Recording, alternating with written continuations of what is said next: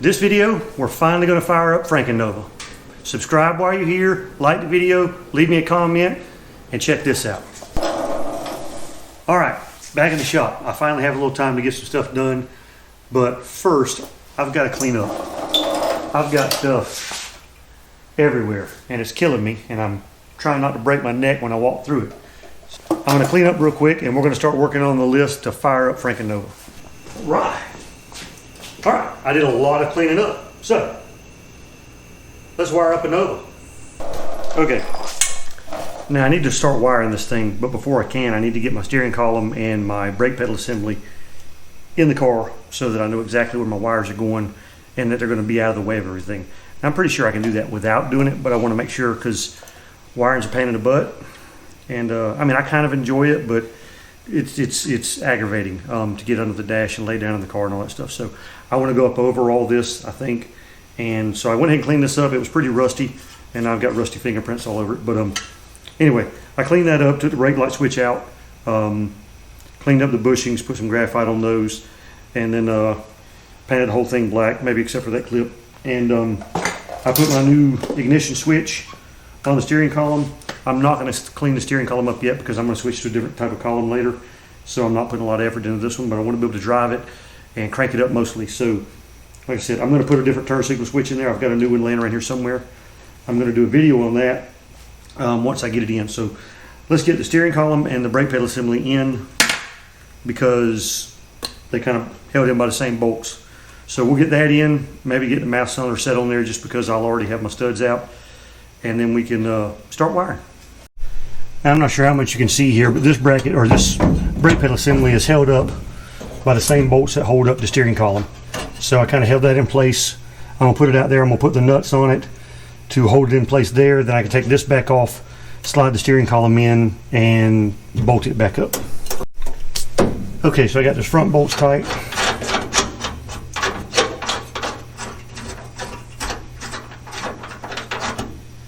Now I can put my column in.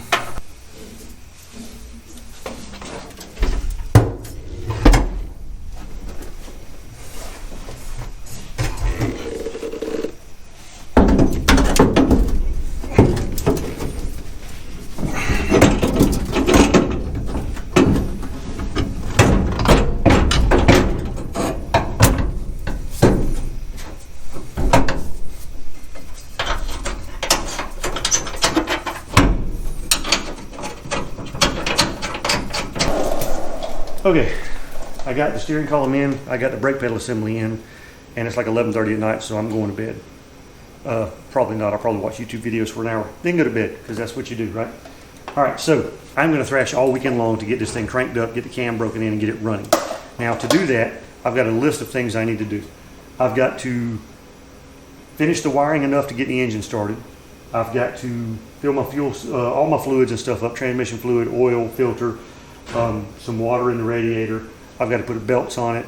I've got to bolt my drive shaft in before I get another knot on my head.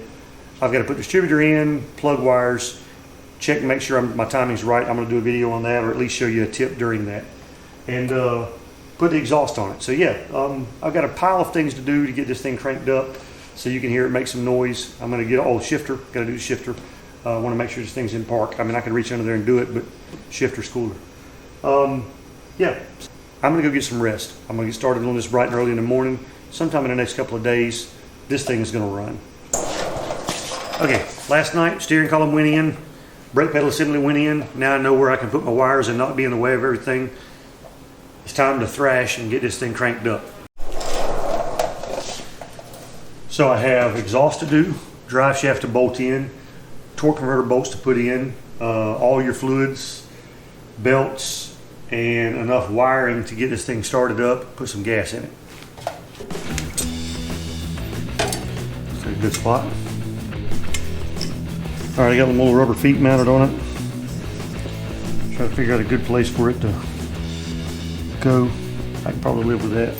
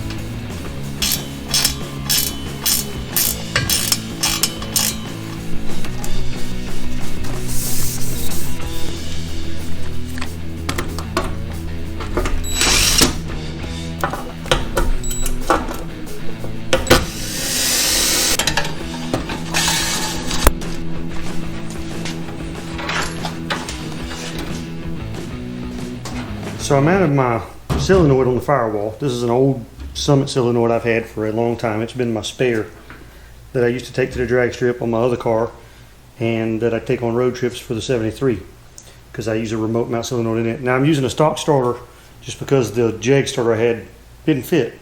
So now I'm hooking up my main power to my fuse block. I've got all my wires that I need for the engine and starter and all that stuff run through this grommet.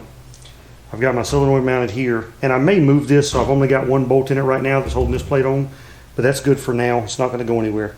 So I'm going to go ahead and hook my fusible link up.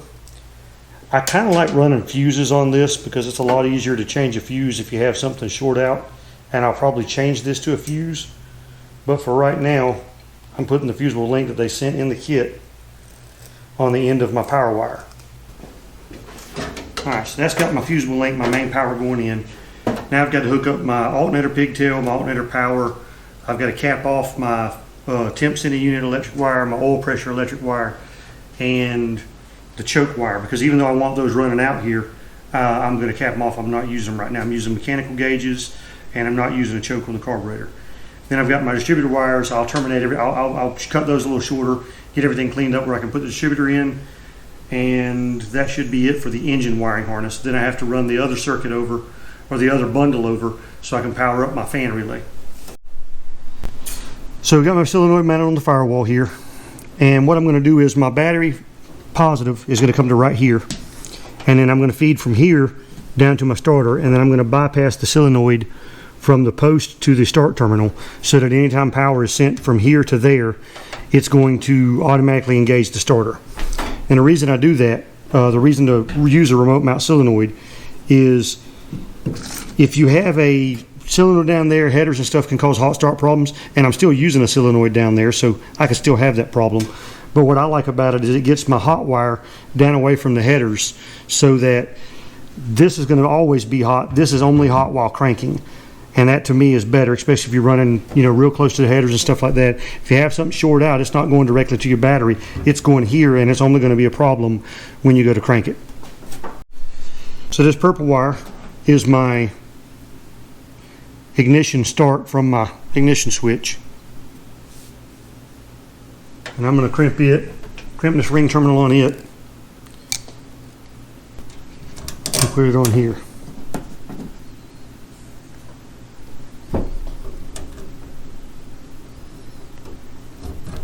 And if you use these Ford style solenoids for cranking, use the left terminal. The right terminal is also similar to this terminal down here, the run terminal. I think it works the same way. I'm not positive, but you know, I think it works the same way. All right, so I got my wire from my solenoid down to my starter hooked up. I got my battery cable hooked up. I went ahead and threw some old spark plug wires I had on here laying around. I was going to make some new ones up, but I already had these. I cleaned them up a little bit on the terminals, and they're going to work just fine, I think.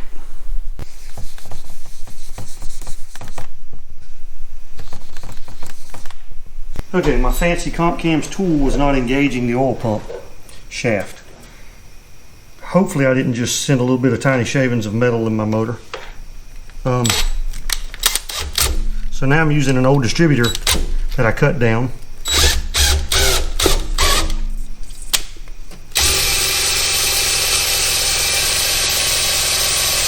And we'll see if it'll dry the oil pump up. Alright, I got oil pressure on my gauge. Oop, there we go. I got some on that rocker. I'm going to show you a trick to make sure when you're putting the distributor in, you get it where it needs to be so you're not 180 out and you're trying to fire on the number 6 cylinder. Tons of people put distributors in and they put them in 180 degrees out and the car won't start. And when you've got a camshaft that you're trying to break in, flat tappet camshaft like this, you need this thing to start as soon as possible. You don't need to be messing around with it, backfiring through the carb and playing with the time and trying to get it to crank up. You need to be right the first time. And a lot of times people put their finger down here in the thing and you turn the engine over until you feel it puff out air. Well, it puffs out air on the exhaust stroke too, not just the intake. So the surefire way is to watch your intake valve. Now I've bolted this valve cover on already, so I'm not going to take it off, but I can look through here and I can see my intake valve for my number 1 cylinder. Intake is right here, the exhaust is right here, my intake valve is the rocker arm right here. What I want to do is I want to turn my engine over, and I'm going to have to be careful doing this because I've already got spark plugs in, so I'm going to have to go slow because I'm building up compression. What I'm going to do is I'm going to turn the engine over until I see the intake valve open, and as soon as it opens and starts to close, then when my timing mark is on 0 again, that is top dead center compression stroke on the number 1 piston, because this is the one I'm on. And then I know I can put my distributor in and I'll be dead on it. So now I've turned this thing, I don't know where it's at right now because I put the torque converter bolts in, so I was under the car turning it by the flex plate. Have no idea where it's at, so it might be close, but I don't think it is.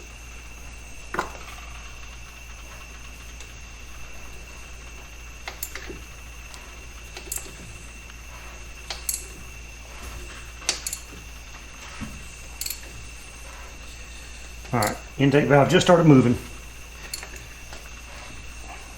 So I know now when it comes up that I can start watching for my timing marks on my balancer. Alright, there they come.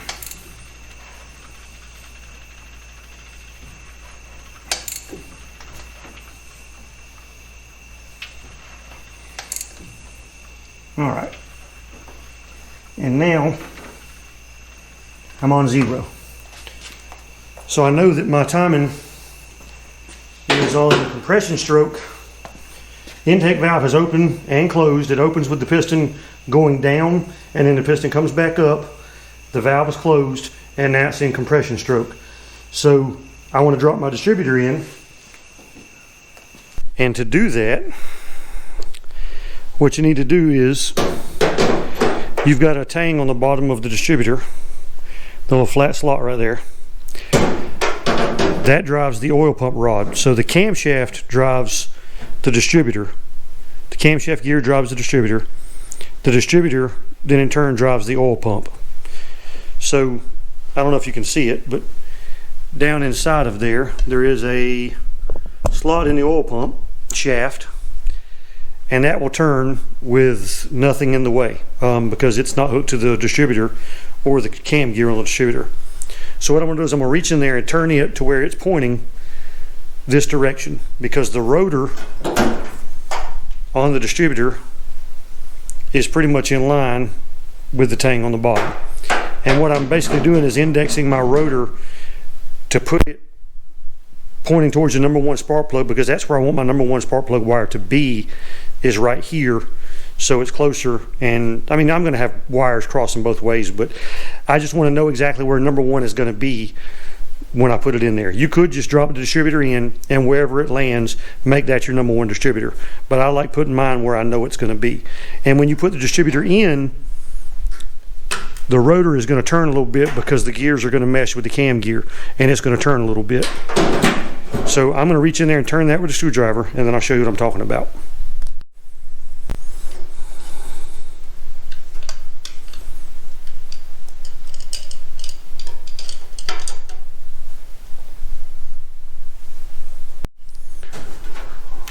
All right, so I've got my rotor turned just a little bit, so when it drops in there, it should mesh where the oil pump shaft is.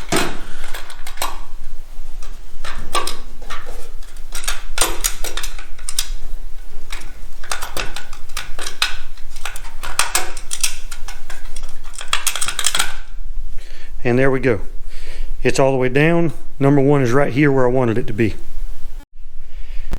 And now when I put my distributor cap on where it needs to go, I know that number 1 is going to be right here, and that I have it advanced right there, and I can advance it some more when I move it, because the rotor is turning this way. If you turn the distributor this way, you're advancing it. Turn it against the rotor is advancing it. So I know I want it somewhat advanced just so I start up and idle higher or run better. I don't want to have to try to start it with it retarded because it'll spit and sputter and backfire to the carburetor. So I'm going to probably put the distributor right there, and that's where I'll have it when I try to crank it up for the first time.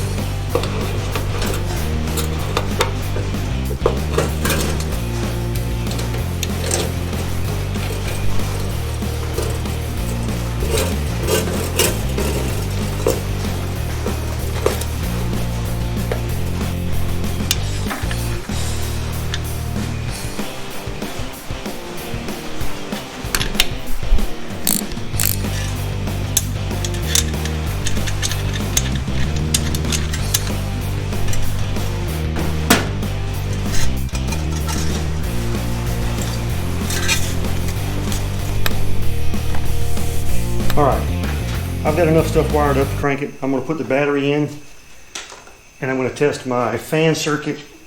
Make sure nothing shorts out because I've got all the fuses out except for the ignition and the fan. So really the only thing that's going to be hot is going to be the ignition and fan. Kind of how that works. I'm going to hook the battery up, test the fan, make sure it works. Then I got to put some water in it and then put some gas in it. And we can see if it's going to make some noise. Okay, I've got the negative hooked up, and then I went ahead and ran a ground at the moment to my core support because my fan is grounded to my core support, and my core support is bolted down, but I wanted to be sure that I had a good ground there because the only thing else I've grounded is the engine. The body's not grounded yet. I've got to hook a ground strap up somewhere. That's not done. So now we're going to hook the positive wire up, and hopefully we don't see any sparks.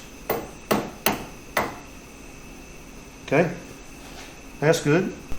All right, and before I really hook that thing up and tighten it down good, I like to go ahead and turn everything on and make sure I'm not going to have anything scary that's going to require me to remove this in a hurry. If I tighten it down with a wrench, it's going to make that harder to do. So I'm going to turn the key on. I'm going to turn the key on. This fan should come on. As long as I put the relay in first anyway. All right.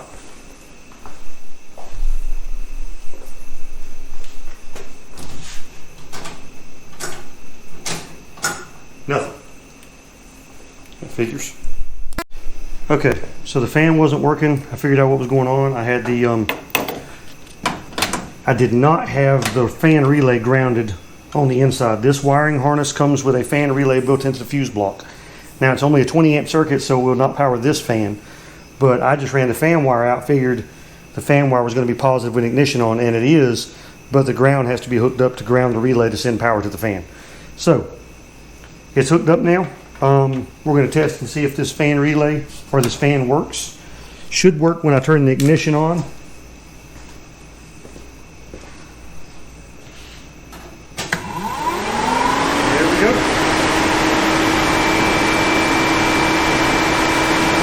And that's moving a pretty good bit of air. I'm pretty impressed by that. So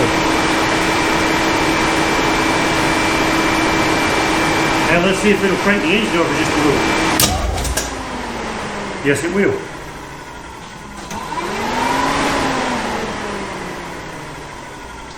Good. Engine cranks over. We're ready to crank it up. Okay, I'm going to hang this exhaust on here. This is some 2.5 inch Flowmaster exhaust I've had for a long time. It was on a car I bought, and it works okay. It's not terrible. It's just some dumps right there at the axle. It's 2.5 inch pipes on 2-chamber Flowmasters. What I'm going to do is I bought some exhaust clamps because there's nothing to hang it with at the back. I bought some exhaust clamps and some hangers.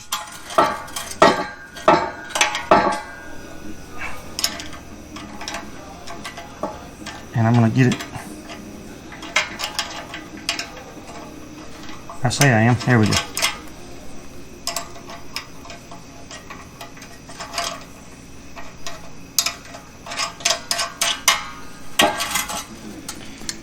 I'm going to take these and I drilled these out to fit the bolt that I'm going to be using. Put that on there and tighten it up enough to where that's not going to come out, and I can clamp it down harder later, but for right now it's just enough to keep it laying out. So anyway, I got that on there, and I'm going to use a bolt to bolt this into where the rear seat belt, seat belt goes through the floorboard, and you can hit the threads from both sides. So anyway, I'm going to hang this up there. I don't have the bolts I need, but I got something to work for now. I'm going to hang this up in the back, then I'm going to connect it in the front.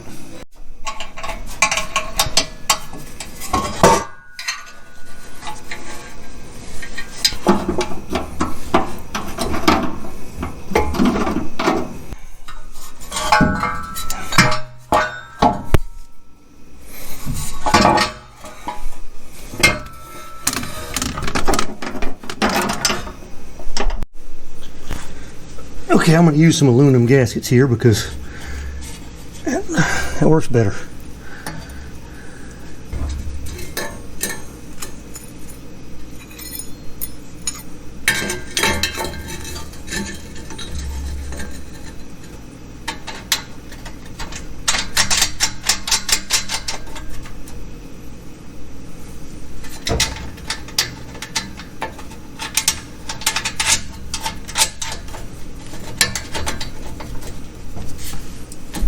All right, that's one side.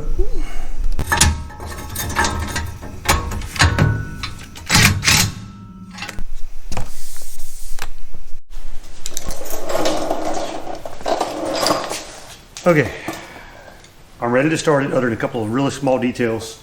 I've got to put water in it and bolt my water neck down, which won't take but a second. I've got to put transmission fluid in it, and I got to hook my tack up real quick so I'll know what RPM I'm running it at. I want to run it between 2,000 and 23 or 2,400, somewhere around there, to break in the cam. So I'm going to do that. I've already tested the fan. It came on.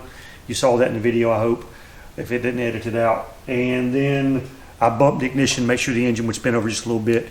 It spun over. Now, I've got carb on. I've got to put, I got to bolt the carb down. It's just sitting there. I've got to put the carb nuts on, water, and bolt the filler neck on. Put the tack on, transmission fluid, we're starting the car up.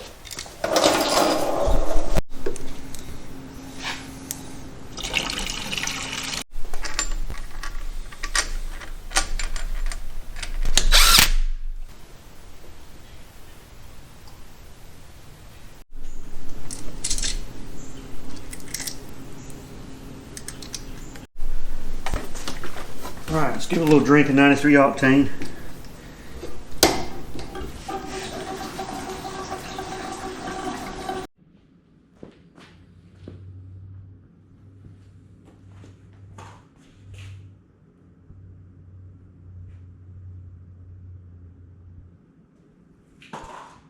All right, I've got everything ready. I just got to put a little fuel in my carburetor bowl.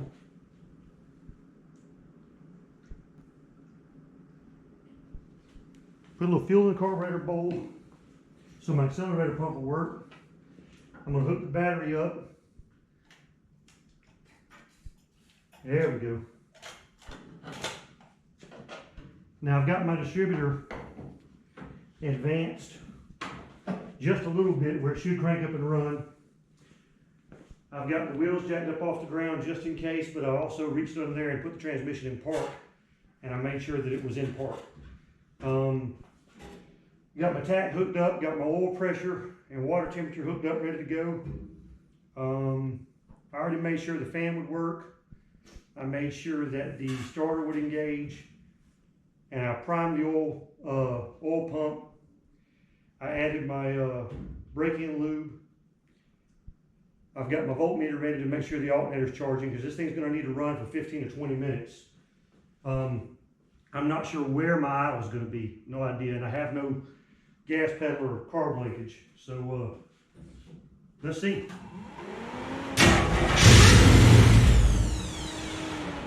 Fired. Starter sounded kind of funny.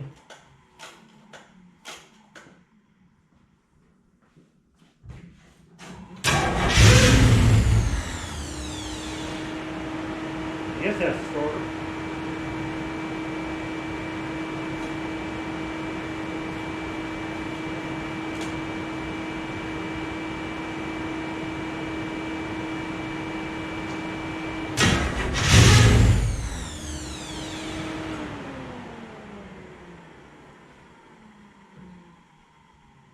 I'm not sure what that noise is. Okay, so I had a water leak on the back of the intake. I never tightened my bolt back from where I had the engine hoist hooked up, so maybe that's the problem there. I hope so. I also had a funny noise. It sounded like the starter hanging up. I hope that's what it was, but I'm not sure. So we're going to try to crank it again and see if it goes away. If I can keep it running, I can tell if that goes away. If not, it's some kind of interference somewhere.